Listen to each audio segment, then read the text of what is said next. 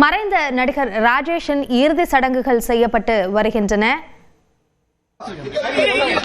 தேவாலயத்தில் பிரார்த்தனை செய்யப்பட்ட பிறகு தற்பொழுது அவருடைய உடல் கீழ்ப்பாக்கத்தில் இருக்கும் கல்லறைக்கு எடுத்து வரப்பட்டிருக்கிறது. அது சார்ந்த காட்சிகளை நாம் பார்த்து வருகிறோம். அங்கு அவருக்கான இறுதிச் சடங்குகள் செய்யப்படுகின்றன. அசோக் நகரில் உள்ள தேவாலயத்தில் சிறப்பு பிரார்த்தனை நடத்தப்பட்டு அங்கிருந்து அவருடைய பூத உடல் கீழ்ப்பாக்கத்தில் இருக்கும் கல்லறைக்கு எடுத்து வரப்பட்டிருக்கிறது. அங்கு அவருடைய உடல் நல்லடக்கம் செய்யப்படும் காட்சிகளை நாம் பார்க்கிறோம்.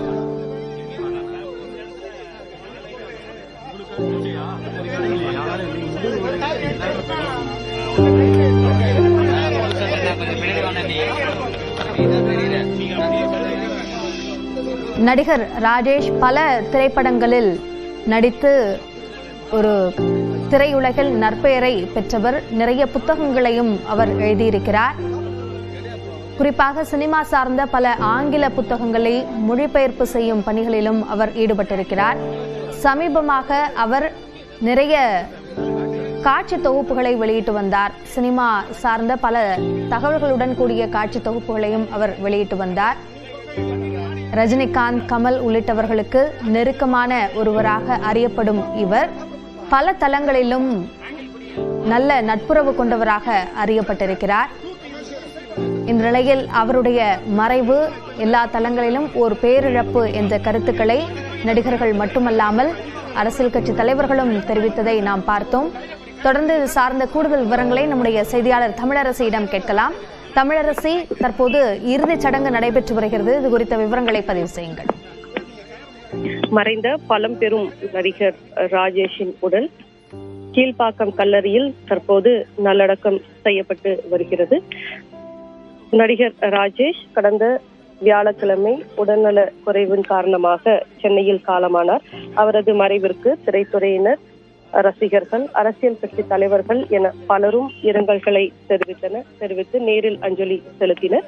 இந்த நிலையில் ராமாபுரம் இல்லத்திலிருந்து அவருடைய உடல் அசோக் நகரில் உள்ள தேவாலயத்திற்கு கொண்டு வரப்பட்டு அங்கு சிறப்பு பிரார்த்தனை செய்யப்பட்டது. போதகர்கள் மற்றும் அவரது உறவினர்கள் அங்கு சிறப்பு பிரார்த்தனையில் ஈடுபட்டனர். அதனைத் தொடர்ந்து அவரது உடல் கீழ்ப்பாக்கத்தில் உள்ள கல்லறைக்கு கொண்டு வரப்பட்டு இங்கு அடக்கம் செய்யப்பட்டு வருகிறது.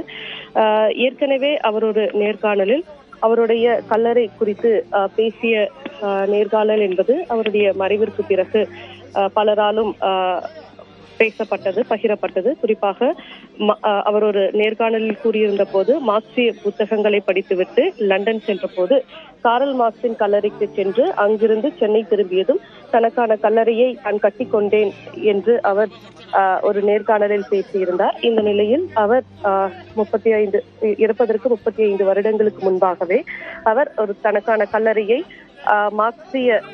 காரல் மார்க்சின் கல்லறைக்கு சென்று அதன் பிறகு இங்கு அவர் தனக்கான கல்லறையை கட்டி கொண்டார். இந்த நிலையில் தற்போது அவருடைய உடல் இங்கு கீழ்ப்பாக்கம் கல்லறையில் தற்போது நல்லடக்கம் செய்யப்பட்டிருக்கிறது. மறைந்த நடிகர் ராஜேஷனுடைய உடலுக்கான இறுதிச் சடங்கு அங்கு கீழ்ப்பாக்கம் கல்லறையில் செய்யப்பட்டு வரும் காட்சிகளையும் பார்க்கிறோம். இது தொடர்பான கூடுதல் விவரங்களுக்கு நன்றி தமிழரசி.